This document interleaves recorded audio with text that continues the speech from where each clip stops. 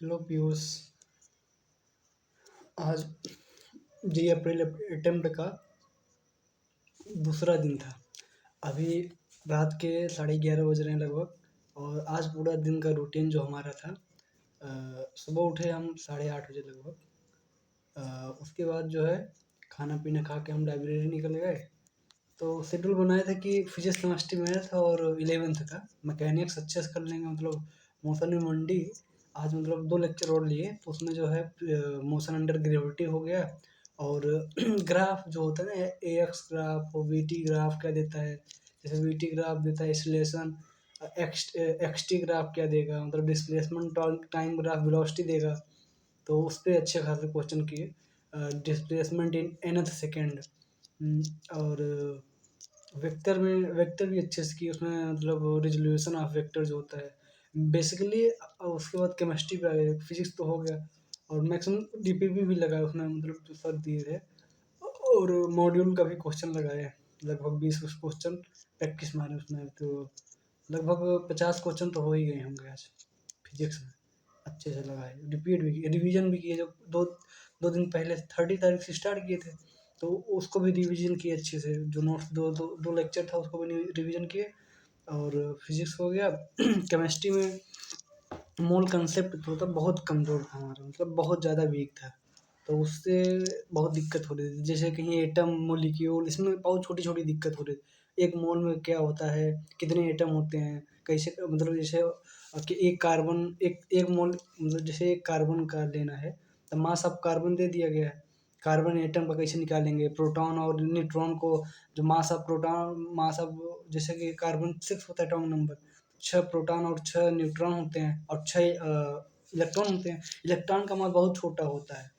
Proton के मास के एक मास ऑफ प्रोटॉन अपॉन 1813 उतने टाइम्स कम होता है, बहुत ज़्यादा छोटा होता है, इसलिए इसको निगलेक्ट कर देते हैं। तो जो उसका मास ऑफ एटम होता है, कार्बन एटम का मास ऑफ प्रोटॉन, जैसे कि 6 था, 6 मास ऑफ प्रोटॉन और 6 मास ऑफ न्यूट्रॉन। और न्यूट्रॉन और प्रोटॉन का मास बराबर होता है, तो उसको इक्वल कर देंगे तो 2 टाइम्स ऑफ। तो जैसे कि 2 टाइम्स तो नहीं, मतलब उसका दोनों का सेम हो जाएगा, स्क्वायर हो जाएगा। जैसे मास ऑफ प्रोटॉन और मास ऑफ न्यूट्रॉन ऐड कर देंगे। तो उसमें 6 6 12 हो गया। तो 6 6 12 हो गया। तो मास ऑफ प्रोटॉन और मास ऑफ इलेक्ट्रॉन को मल्टीप्लाई कर देंगे, तो ये नीचे आएगा पूरा। जो इसका मल्टीप्लिकेशन मतलब क्या होता है ना, कि उसमें एक एएमयू बोलते हैं उसको। जैसे 1.67 मल्टीप्लाई 10 की पावर कितना होता है, 1.67 10 की पावर -27 केजी में। और ग्राम में 23 होता है, माइनस में 23। मतलब केजी में तो वही मल्टीप्लाई कर दीजिए, आ गया। तो केजी में नहीं, ग्राम में ही लेके चलते हैं हमेशा। तो 1.67 जो होता है ना, ये मास ऑफ प्रोटॉन, इसी को एएमयू बोलते हैं। तो अब उधर से जो आया मास ऑफ प्रोटॉन इतना आया था ना, तब इसी की दोनों सेम सेम है, तो 12 एएमयू हो गया। अब ये मास ऑफ एटम था, कार्बन के एटम का। अब 6.022 मल्टीप्लाई 10 की पावर 23 में नहीं, 23 इतने एटम्स इक्वल टू 12 एएमयू ना। अब 12 एएमयू मल्टीप्लाई इतने एटम में कितने एटम होंगे, तो इसी को 6.2022 मल्टीप्लाई 10 की पावर 23 को ही बोलते हैं एक मोल। तब एक मोल में पूरा आ गया। अब जब इसको एएमयू को और एवोगाद्रो नंबर भी बोलते हैं इसी को, 1 मोल को, 6.00022 मल्टीप्लाई 10 की पावर 23 इसी को एवोगाद्रो नंबर बोलते हैं। एएमयू मल्टीप्लाई एवोगाद्रो नंबर जब हट गया तो ये ग्राम में आ गया। अब ये ग्राम एटॉमिक मास हो गया। जो वैल्यू आई, एक मोल इक्वल टू एक मोल इक्वल टू कितना आ गया, एक mole of carbon atom is equal to 12 gram आ गया। अभी इसको मोलर मास बोल लीजिए, चाहे ग्राम एटॉमिक मास बोल लीजिए। ग्राम एटम का जो मास आ गया, उसी का ग्राम लगा दीजिए, तो ग्राम एटॉमिक मास और मोलिकुलर मास हो गया। ये हो गया। इसी तरीके से, मतलब बेसिक, आज सबसे ज़्यादा हम केमिस्ट्री पढ़े जो बहुत वीक थी। जैसे बैलेंसिंग में बहुत दिक्कत हो रही थी हमको, तो बैलेंसिंग भी पढ़े, अलग से पढ़ाए हमको। देखिए उस पर, तो बैलेंसिंग में जो है जैसे पहले तो मेटल को देखना चाहिए। जबकि पढ़ना चाहिए हमको, क्लास 10th में है, नहीं भूल गए थे उसको, पढ़े थे एक बार। तो कार्बन जो पहले मेटल हो गए, जैसे मेटल मेटल मतलब जानते हैं, हम जानते हैं मेटल मतलब जो एस ब्लॉक के एलिमेंट हैं जनरली उनको मेटल बोलते हैं। जो इलेक्ट्रॉन जो डोनेट करते हैं उन्हें मेटल ही बोलते हैं ना।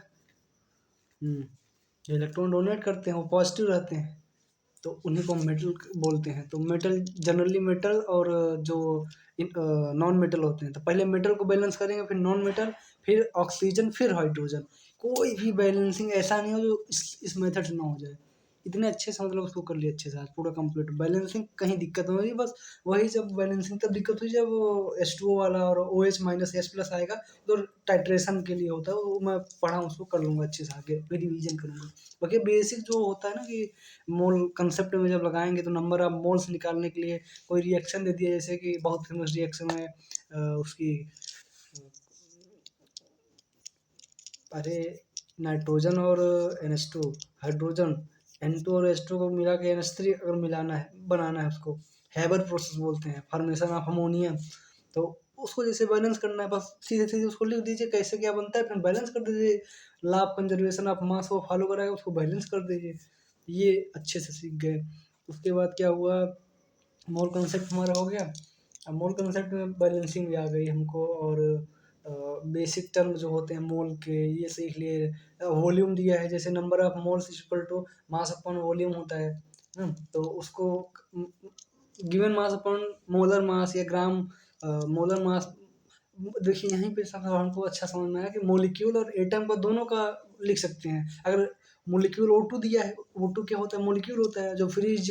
अब वो एटम सबसे छोटा होता है, तो जैसे एक ऑक्सीजन एटम हो गया, तो ऑक्सीजन का लिखना है मोलर मास, 8 मतलब 16 होता है उसका मोलर मास। अब O2 मॉलिक्यूल हो गया, तो 16 मल्टीप्लाई 2 कर दिए नीचे, मतलब जितने एटम मतलब जितने मॉलिक्यूल होंगे उतने एटम मल्टीप्लाई हो जाएगा। O2 O3 N2 हाँ H3, मतलब जितने एक मॉलिक्यूल का पहले वेट लिख दीजिए, उसको मल्टीप्लाई कर दीजिए जितने, नहीं एक एटम का वेट लिख दीजिए मोलर मास, मल्टीप्लाई कर दीजिए जितने मॉलिक्यूल हों, बस यहाँ से नम हो जाता है। बाकी यूनिटरी मेथड हम सबसे अच्छा सीखे आज, यूनिटरी मेथड। उसमें क्या होता है, जैसे एक मोल, जैसे कि एक mole of carbon is equal to जितने उसके एटॉमिक मोलर मास होंगे। तो जैसे ऑक्सीजन का हो गया, तो ऑक्सीजन का है लगभग, ऑक्सीजन का 16 है ना, तो 16 gram of oxygen equal to 1 mole. अब जैसे पूछ लिया कि 32 ग्राम ऑफ ऑक्सीजन में कितने मोल होंगे, तो फिर एक मोल निकाल लीजिए। एक ग्राम में एक मोल अपॉन 16 हो गया। अब 32 मोल ऑफ ऑक्सीजन में 32 ग्राम में कितने मोल होंगे, तो 32 अपॉन 16, 62 जा 32, 2 मोल ऑफ ऑक्सीजन, सिंपली। अब ये न्यूट्री मेथड। अब इसी को जैसे number of mole equal to given mass कितना 32 दिया था, मोलर मास 16 होता है, 16 मल्टीप्लाई 2, तो 2 मोल यहाँ से भी आ गया।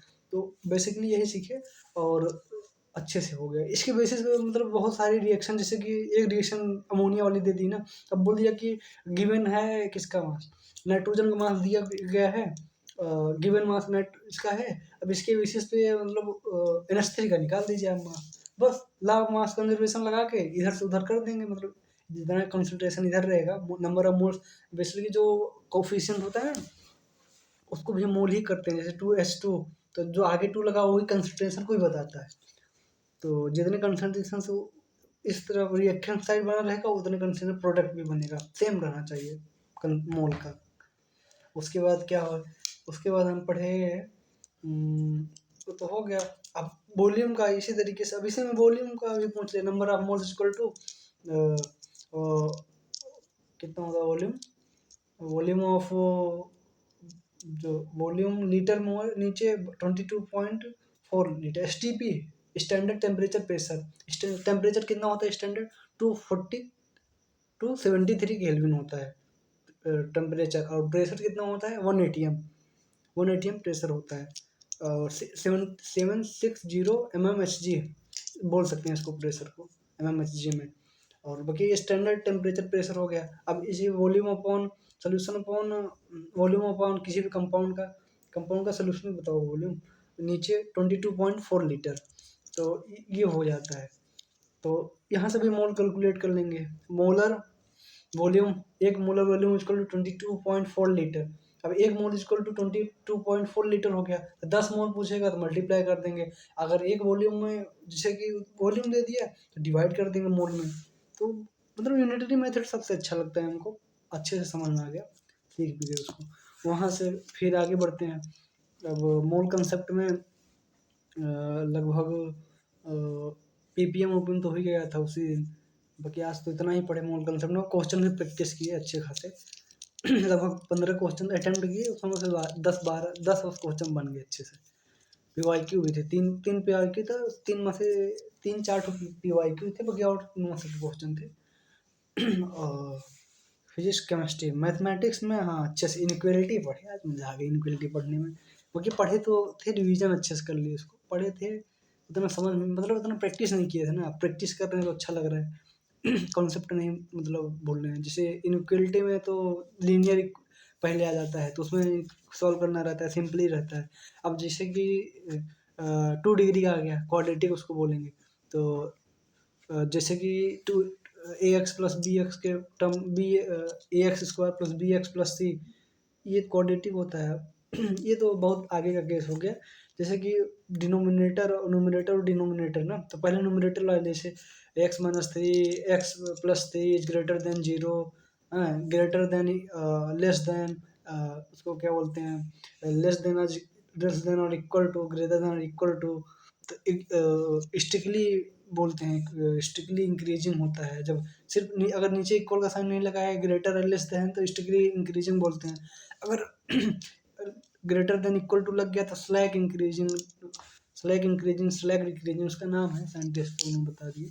बाकी आगे इसके अच्छे से कर लिए इसको। जैसे कि अगर जो कोई डिग्री है, अगर उसमें इवन है, फर्स्ट मैटर तो यही है कि पहले उसको उस फॉर्म में बनाइए, फैक्टराइज करिए, फिर उसके बाद डिग्री उसकी 1 करिए, फिर उसके बाद उसका जो है देखिए कि कोई जो उसका एक्स है उसको पॉजिटिव है कि नहीं। अगर पॉजिटिव नहीं है तो उसको पहले पॉजिटिव बनाएं, तो उसके बाद ये हो जाएगा।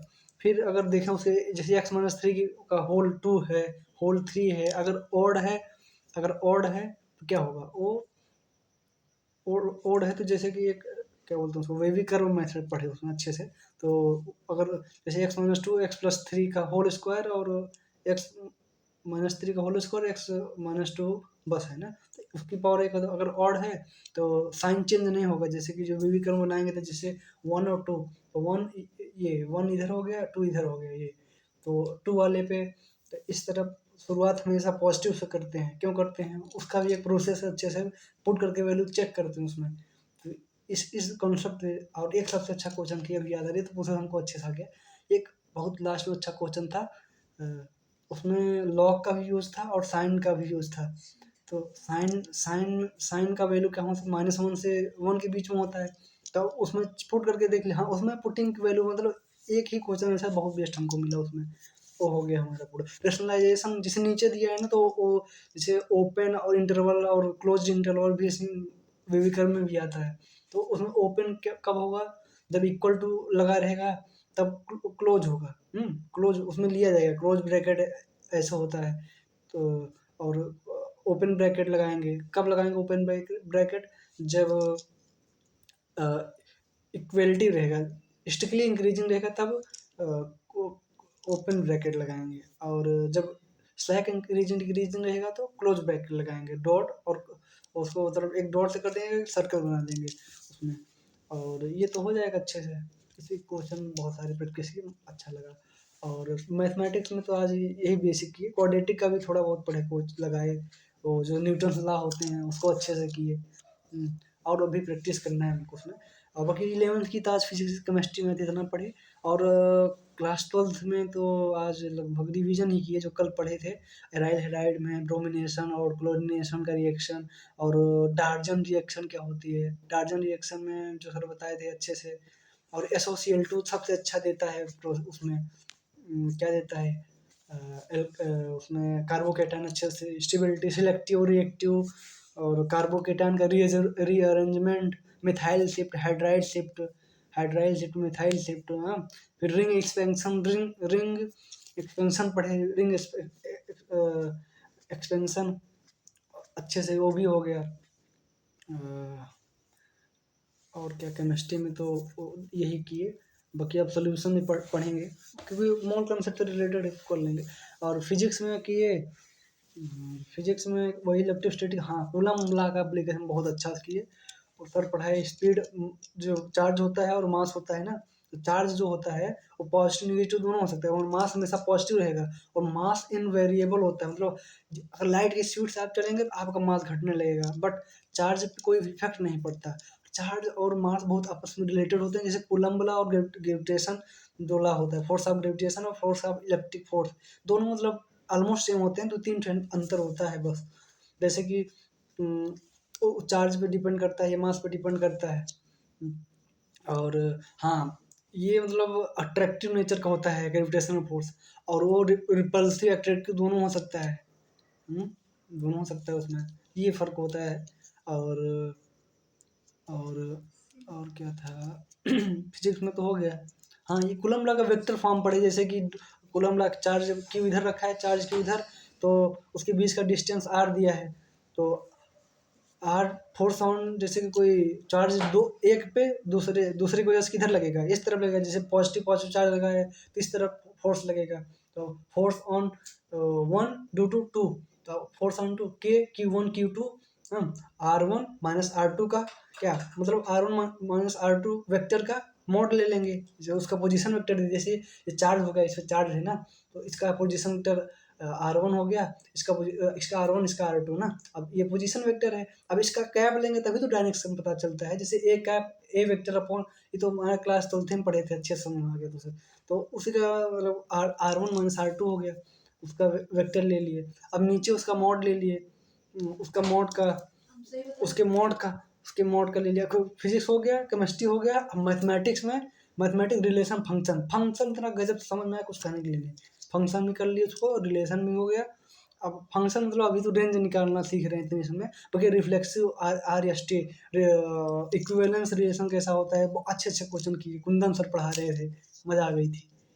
आज का मतलब रूटीन मेरा यही था, बाकी कुछ चीज़ें थोड़ा आज डाउन रह गया क्योंकि लेट उठे थे। कल सुबह अच्छे से उठेंगे, तो ये मतलब कल सुबह एकदम टाइमिंग पे उठेंगे, जिसकी वजह से 16 घंटा पूरी हो जाए, क्योंकि आज 11 ही घंटे कर पाए स्टडी। इफेक्टिव तो 11 घंटे ही थे समझे, क्योंकि स्टॉप वॉच है हमारा, बताता है जब कहीं उठ के चलते हैं तो उसको स्टॉप कर देते हैं। Bye bye Piyush, bye bye.